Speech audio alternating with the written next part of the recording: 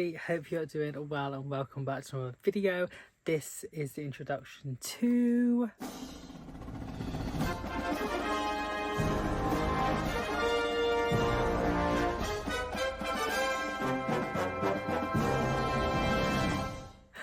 I hope you enjoyed that little graphic I tried to make. Honestly, it was just a struggle. I was in my depth. I didn't really know what I was doing, but I think it came together okay. Like, it's all amateur, it's all, you know, whatever.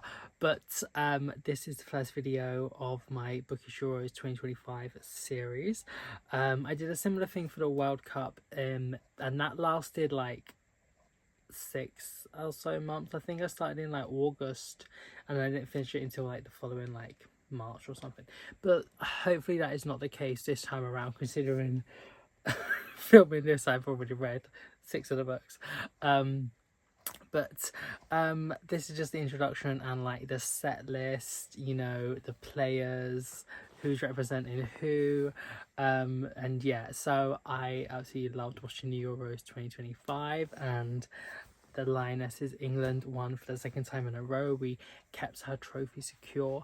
It was also Wales's first ever major tournament, and I just adored watching them. And that's all the games. I think I didn't watch like maybe like 3 or 4 games of the whole tournament. Maybe I should have been doing some other stuff that, you know, a bit more important, but it's my thing. I love it. But yeah, this introduction. So how it's gonna work is I've already picked a book from the country that was participating in the Euros 2025. So there's 16, split into 4 groups of 4. And the way I've chosen a book to represent that country is that the author is from that country. First tick. And then secondly, so I'm not just picking the book I most want to read from that set, I have just gone with picking the shortest book that is preferably written by a woman. So if maybe there's one that's a little bit longer but that one's written by a woman, then I've chosen that. Or if it's like the shortest I have is only written by a man, then I chose that one. But only 2 were written by men from the set list.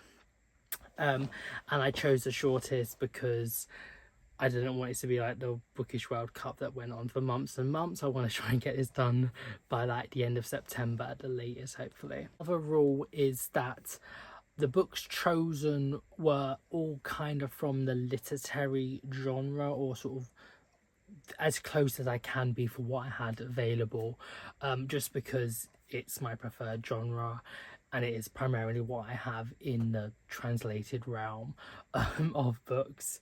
And also they're all sort of on the adult age range, not, you know, YA or children's books. I basically just looked at the shelves and then just chosen the shortest female authored book. And my shelves are quite messy at the moment. Well, I mean, they're always messy, but like they're kind of looking a bit worse now because there's like empty space and stuff. But anywho, for the English entry, all my English books are like behind this area, like behind stacks and under stacks as well, so it's very difficult to get to them. So I just picked a hardback one. I tried to not really pick that many hardback. I've picked 3 hardbacks because of the other countries. They were just sort of like what were I had to pick a hardback from them. But the English entry, when I get to it, I feel like is still a very, very good entry, and it's a short book and it's written by a British woman, an English woman. So yep. A few more of the rules is that it's going to be in the like group stage format, where I'm going to basically read the 4 books from the group, give you reviews after finishing them all, and that will be the first part of that group's video, and the second part will be the match analysis or like match recap. And I'm going to follow basically what I just made, this like tournament sheet thing, and so this is group A, for example, and I'm going to have each book go up against the other one in its own group, and the matches are going to be around about like 5 goals could possibly, like, as a minimum scored, and I'm going to give a goal to that book for winning each of the 5 categories of characters, plot, writing, enjoyment, and then like impact or importance. And then possibly might like add a goal or two, or say like, oh, one gave a penalty or something, if there's like adjustments I feel need to be made for that specific match, for example. So that's how that's going to go, and I'll try and not dwell too much on it because I'm going to be talking about the same book 3 times in a sense.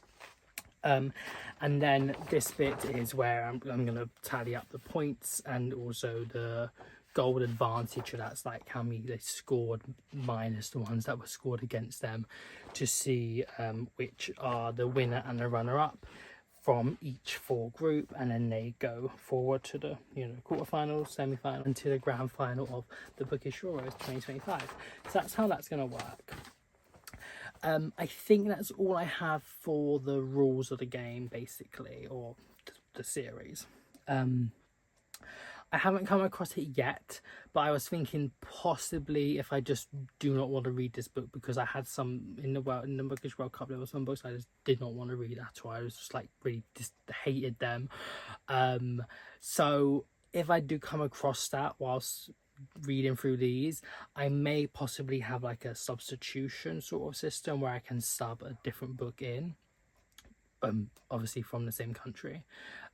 Or I may just DNF and then like it gets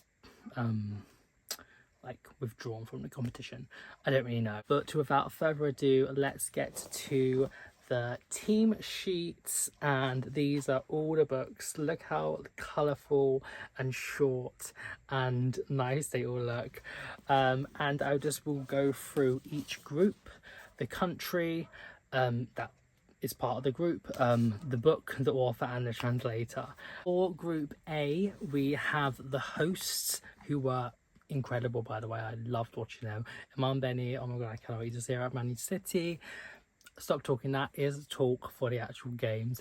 But the host is Switzerland, and the representative is my favourite, by Sarah Jolien Fardel, and this is translated from French by Holly James. I won't tell you the synopses of the books in this part, because I will tell you the plot and stuff in the actual videos, but I'm just telling you, basically this is the player, this is who they're representing. Then we have Norway is Tiamo by Hannah Ostavik, and this is translated from Norwegian by Martin Aitken. For Iceland, we have The Nightingales by Hilda Knotsdottir. I hope I'm pronouncing her name correctly, and this is translated from Icelandic by Mary Robinette Kowal. Sorry again. And then for Finland, we have The Union of Synchronized Swimmers. This is by Krista Sandu, and it is translated from Finnish by herself, Krista Sandu. So that she is also the translator. For group B, we have Spain with A Luminous Republic by Andres Barber, and this is translated from Spanish by Lisa Dillman. This one and Portugal are the only 2 that are written by men. The reason being for Portugal is the only other book I have is by another Portuguese man, and it's longer. And for Spain, the only other Spanish book I have that I haven't read by someone from Spain is a book that isn't actually translated, and it's set in like 1800s England. So I just didn't feel it was that good of a representative, and I wanted to choose a translated book as well. So yeah. And a little sneak peek of Portugal's, which is Defa Intervals by Jose Saramago, and this is translated from Portuguese by Margaret Jill Costa. Then for Belgium, which is the book I'm currently on at the moment, well, at the time of filming, I Who Have Never Known Men by Jacqueline Hartman, and this is translated from French by Ross Schwartz. And then for Italy, we have The Dry Heart by Natalia Ginsberg, and this is translated from Italian by Francis Freyane. For Group C, we have Germany with Cassandra by Crystal Wolf, and this is translated from German by Jan van Herk. Sorry if I did mispronounce his name. That one. Then for Poland, we have Drive Your Plough Over the Bones of the Dead by Olga Toskakryc. I am so sorry. I will definitely learn how to pronounce her name. And then this is translated from Polish, I believe, very much so, but I may be wrong again. Because I haven't fully got to these ones yet. By Antonia Lloyd Jones.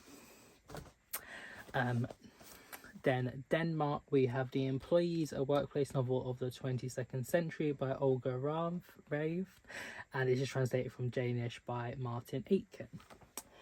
And then finally for Group C, we have The Details by Aya Ginberg, and this is representing Sweden. And then this is translated from Swedish by Kira Josephson, I believe. And then finally we have The Winners, England, with Assembly by Natasha Brown, and this is not translated. For France is Not One Day by Anne Garita. This is translated from French by Emma Ramadan and the author herself, Anne Garita. Then for Wales, or Cymru, we have Martha, Jack and Shanko by Carol Lewis, and this is translated from Welsh, or Cymraeg, by Gwen Davies. I really did want to read a Welsh translated book to represent Wales. I do have another one, but that is one that's written by a man. It's also a bit like a classic-y book. And then finally is the Dutch entry, and that is We Had to Remove This Post by Hannah Berovitz, and this is translated from Dutch by Emma Rout. So that is all 16 players of the 2025's Bookish Euros. I really hope you enjoyed this video, and stay tuned for Group A's roundup coming very soon, and then the rest, and see who makes it to the grand final and wins the trophy. Really hope you enjoyed today's video, and I shall be seeing you very soon. Bye.